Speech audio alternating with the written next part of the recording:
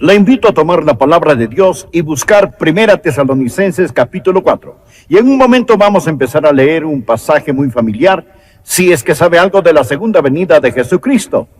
Vamos a empezar a leer en el versículo 13. Los creyentes en Tesalónica estaban preocupados porque Jesús vino, enseñó y ascendió y dijo, regresaré de nuevo. Y ellos en aquel tiempo estaban esperándolo en cualquier momento. Pero mientras tanto, algunos de los miembros de la iglesia, de sus hermanos y hermanas en Cristo y familiares, habían muerto y habían sido sepultados y se preguntaban, ¿se habrán perdido el reino? ¿Dónde estarán cuando Jesús regrese? Porque esperaban a Jesús en el transcurso de sus vidas. Es por ello que el apóstol Pablo escribió a la iglesia de Tesalónica para responder a estas preguntas, y esto es lo que él dijo. Mírelo, capítulo 4, empezando versículo 13. Tampoco queremos, hermanos, que ignoréis, subraye la palabra ignoréis, acerca de los que duermen, para que no os entristezcáis, subraye la palabra entristezcáis, como los otros que no tienen esperanza, subraye, no tienen esperanza. Tres grandes enemigos, la ignorancia, la tristeza y la desesperanza. Eso es lo que le pasa a la persona que no entiende lo que voy a enseñar hoy. Ellos están viviendo en ignorancia, están llenos de tristeza y ellos viven vidas de desesperación, no tienen ninguna esperanza. Y Pablo está escribiendo para responder a esta pregunta. ¿Qué ha pasado con nuestras familias ya fallecidas? Ellos no estarán aquí cuando Jesús venga de nuevo. Bien, Pablo está hablando aquí acerca de algo que vamos a llamar el rapto de la iglesia. Y el rapto va a tomar lugar en un abrir y cerrar de ojos. El otro día oí en la radio algo importante porque estaba pensando acerca de este mensaje. Oí esto. No sé quién elaboró esta estadística, mas alguien dijo que la persona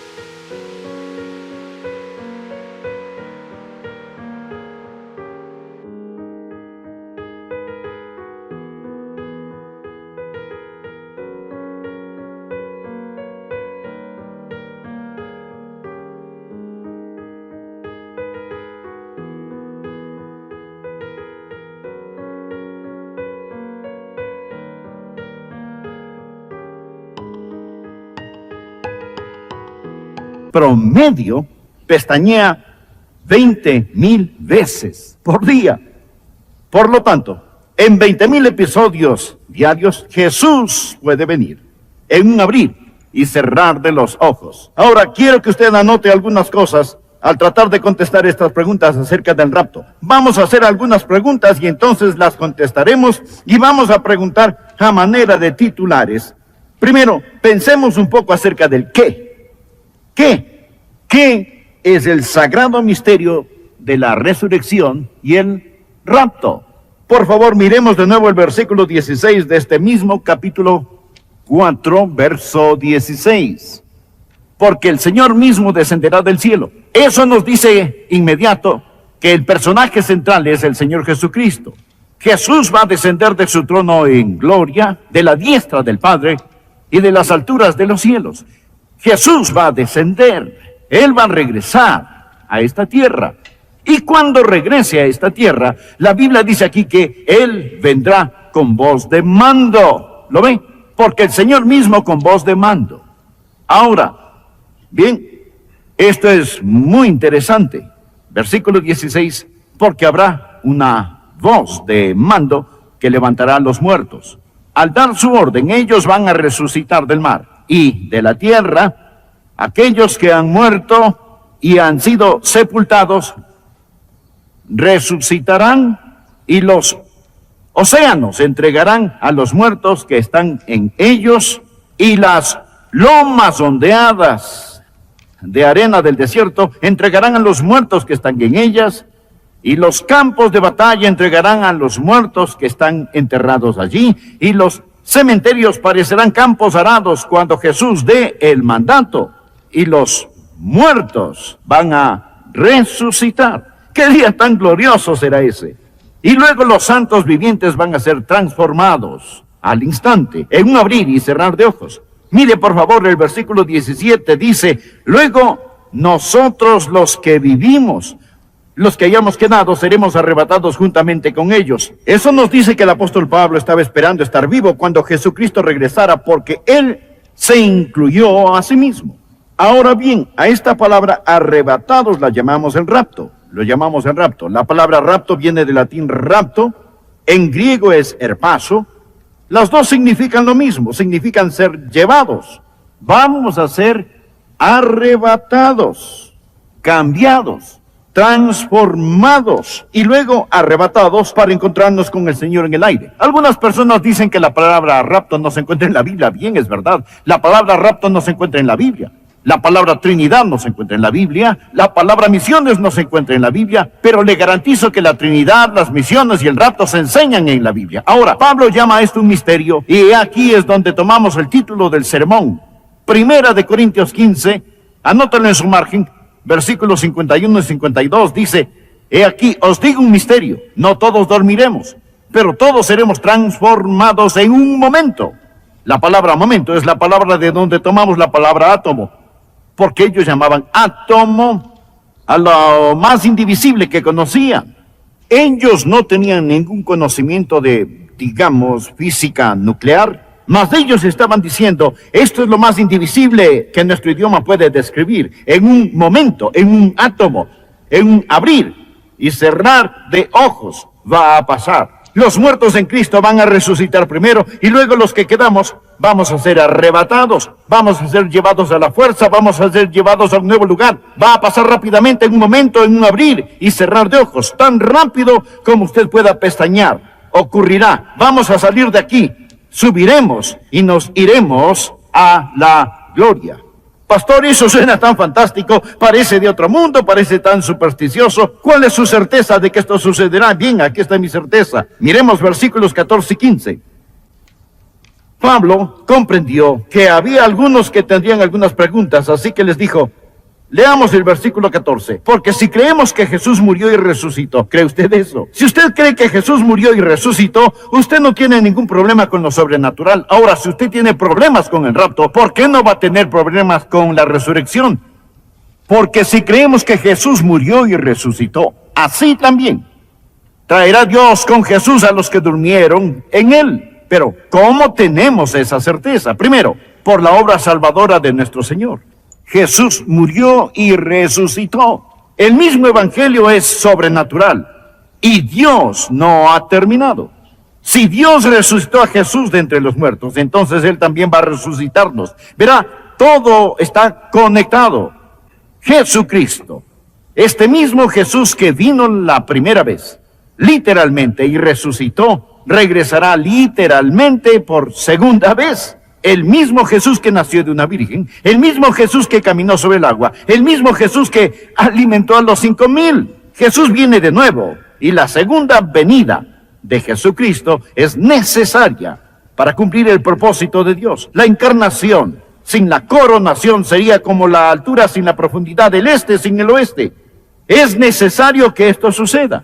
Y nuestra salvación sin nuestra glorificación no es en absoluto salvación. Su resurrección es el juramento de nuestra resurrección. Ahora es la primera prueba de que todo esto pasó. Jesús ya salió de aquella tumba. No solo la obra salvadora de nuestro Señor, sino también la palabra segura de nuestro Señor. Mire el versículo 15. Por lo cual os decimos esto en palabra del Señor. Ahora eso hace la diferencia. Tenemos todo tipo de adivinos, pronosticadores, astrólogos de la nueva era. Tenemos todo tipo de profetas autodeclarados, mediums, videntes y personas que preguntan qué va a suceder en el futuro. Pero ellos no saben. Ninguno de ellos sabe. El diablo no sabe. De hecho, el diablo es un tonto. Realmente lo es. Es decir, es un tonto si ha pensado que sus planes pueden tener éxito. Él no sabe el futuro. Solo Dios sabe el futuro. Y es por ello que el apóstol Pablo dice, por lo cual os decimos esto en palabra del Señor. Bien, la obra salvadora y la palabra segura de nuestro Señor nos dicen que esto es verdad. Esto es el qué. Pasemos al segundo punto, el quiénes.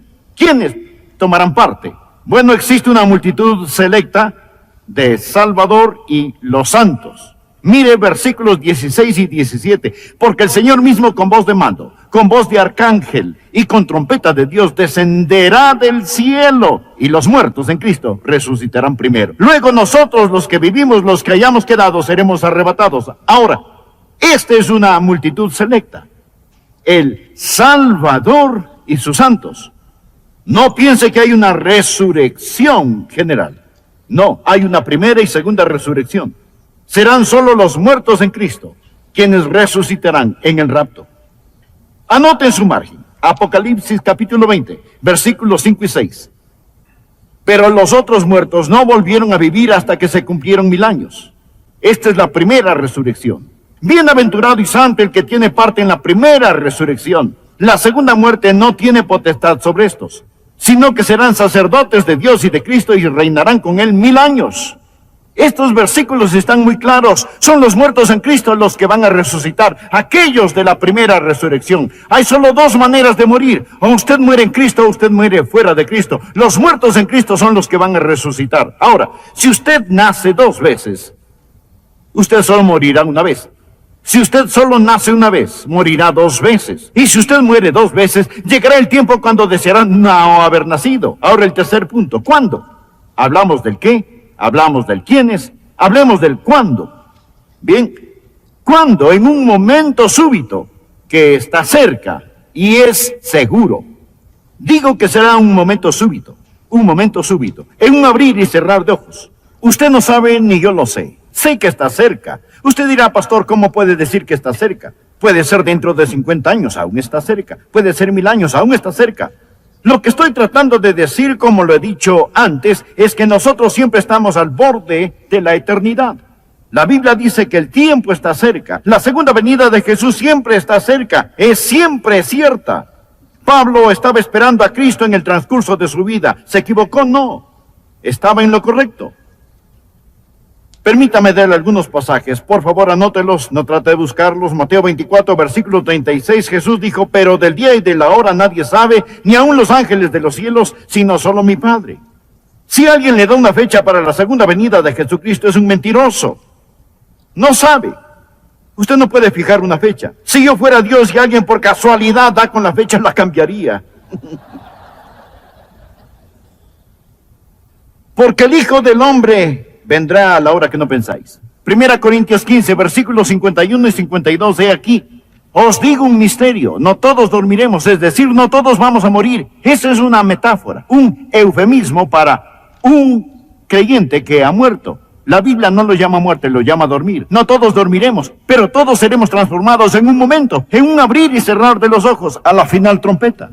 Ahora recuerde, usted pestañea 20,000 veces por día, por lo tanto, hoy usted tiene 20,000 episodios en los que puede venir Jesús. Alguien dirá, pastor, ¿y qué de las señales de los tiempos? ¿No demuestran las señales que Jesús está por venir? No. Amigo, no tenemos que tener señales. No piense que hay algo que estamos esperando.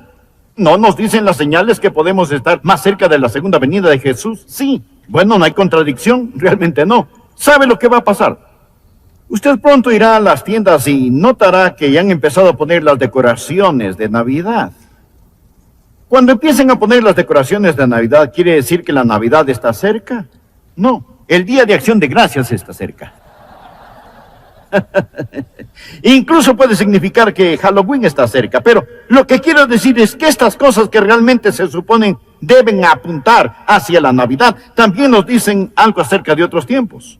Bien, lo que estoy diciendo es esto, que hay señales, pero estas no nos demuestran que Jesús esté por venir hoy o mañana. Usted siempre debe estar listo para la segunda venida de Jesucristo. Las señales pueden dar ánimo extra especial, pero no solo habrán algunas señales, sino también algunos sonidos, porque el Señor mismo con voz de mando, con voz de arcángel y con trompeta de Dios, descenderá del cielo. Primeramente, la voz de mando es del Señor. Jesús desciende con voz de mando. Y recuerda a Jesús en Juan 11 cuando estaba ante la tumba de Lázaro y ordenó, dirigida principalmente a la iglesia. Y luego existe la voz del arcángel. ¿Quién es el arcángel? Ese es el ángel principal. Él está a cargo de los ejércitos del cielo. ¿Y por qué habla? Él no está hablando principalmente a la iglesia, sino está hablando a Israel, porque, como dije antes, Dios se concentrará en la nación de Israel. Y después de que la iglesia es sacada, entonces Dios empezará a moverse de nuevo con la nación de Israel. Él está moviendo.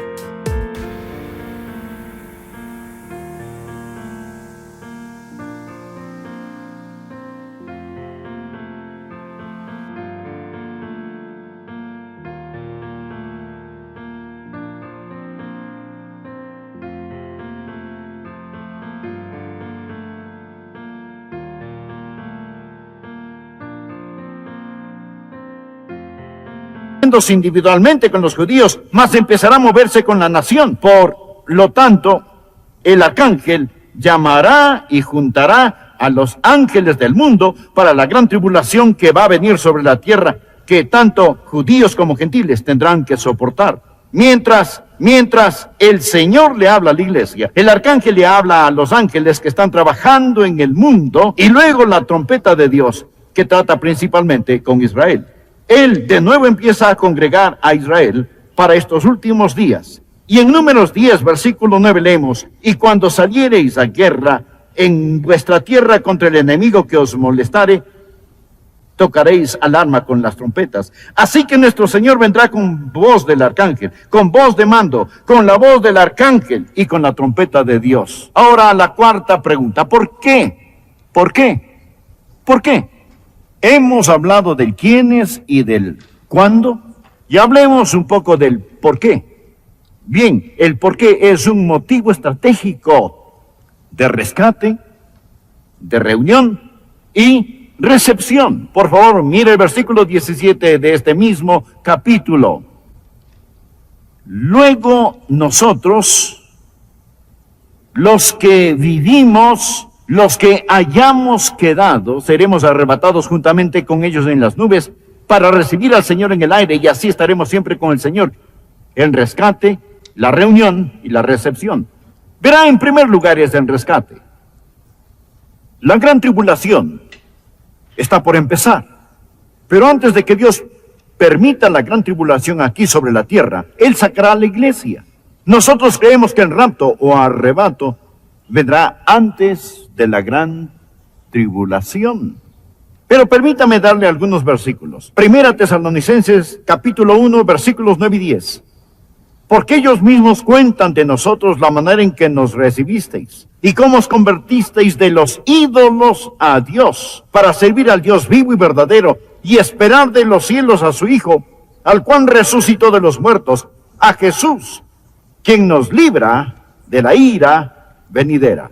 Jesús nos ha librado de la ira por venir. Existe una ira por venir, pero Él nos ha liberado. Y en Primera Tesalonicenses, capítulo 5, versículo 9, porque no nos ha puesto Dios para ira, sino para alcanzar salvación por medio de nuestro Señor Jesucristo. La iglesia no está destinada para ira. Cuando Dios declare guerra contra este mundo, Él va a llamar a casa a sus ciudadanos antes de declarar la guerra. El por qué primero es rescate y luego reunión. El versículo 17 dice que vamos a ser llevados juntos. Estas personas que se preguntaban por qué habían muerto, si los habían perdido para siempre, Pablo les dice: no, vamos a ser arrebatados juntos para encontrarnos con el Señor en el aire. Y el compositor dice que cantaremos de júbilo y bailaremos, el Cordero secará nuestras lágrimas, tendremos una gran bienvenida a los primeros 10,000 años y después será la recepción. Jesús está por llevarnos con Él. Recuerde lo que dice Juan 14, y si me fuere y os preparare el lugar, vendré otra vez y os tomaré a mí mismo.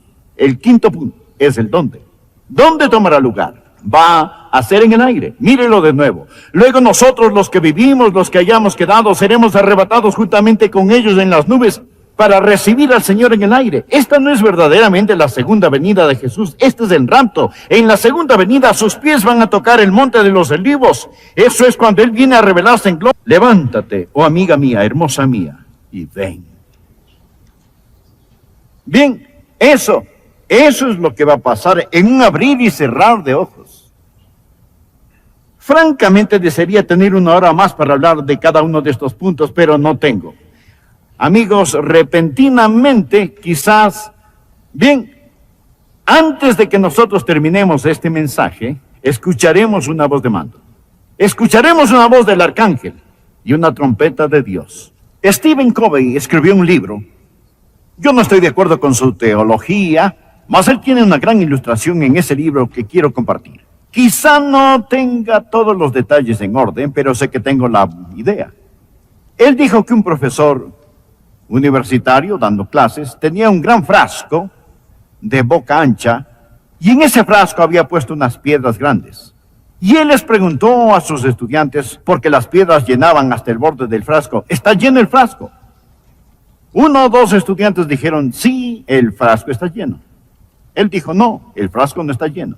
Y entonces tomó un poco de grava y la vertió en el frasco, y la grava empezó a rellenar todos los espacios entre las piedras grandes, lo agitó bien y preguntó, ahora, ¿está el frasco bien lleno? Ellos contestaron, sí, profesor, ahora está lleno. Él dijo, no, no lo está. Y tomó un poco de arena fina y empezó a vertirla sobre la grava, y la agitó bien y llenó todo espacio pequeño, y preguntó, ahora, ¿está lleno el frasco? Ya tenían miedo de contestar. Unos cuantos dijeron, sí, ahora está lleno. Él aseguró, no, no está lleno. Y luego tomó un poco de agua y la vertió sobre la arena fina. Y esta empezó a filtrarse por toda grieta pequeña hasta desbordarse. Y él preguntó, ahora, ¿está el frasco lleno? Los estudiantes respondieron, mejor nos dice usted, profesor. Él dijo, sí, el frasco está lleno. Él dijo, ¿cuál es la lección? Y ellos respondieron, bien, profesor, la lección es esta. Llegamos a un punto en que la vida está llena y tan saturada que usted no puede poner nada más en ella. Él dijo, no, esa no es la lección. La lección es, si yo no hubiera puesto las piedras grandes primero, nunca hubiera podido ponerlas. Esa es la lección. Si no hubiera puesto las primeras piedras grandes. Ahora escúchenme. Algunos de ustedes han permitido que sus vidas se llenen de grava, arena y agua. ¿Sabe cuáles son las piedras grandes? La salvación. Estar en paz con Dios. Listo para el regreso de Jesús. Ha estado tan ocupado con todas esas otras cosas. Verán, necesitamos aprender de su venida. Necesitamos vivir para su venida. Necesitamos anhelar la venida.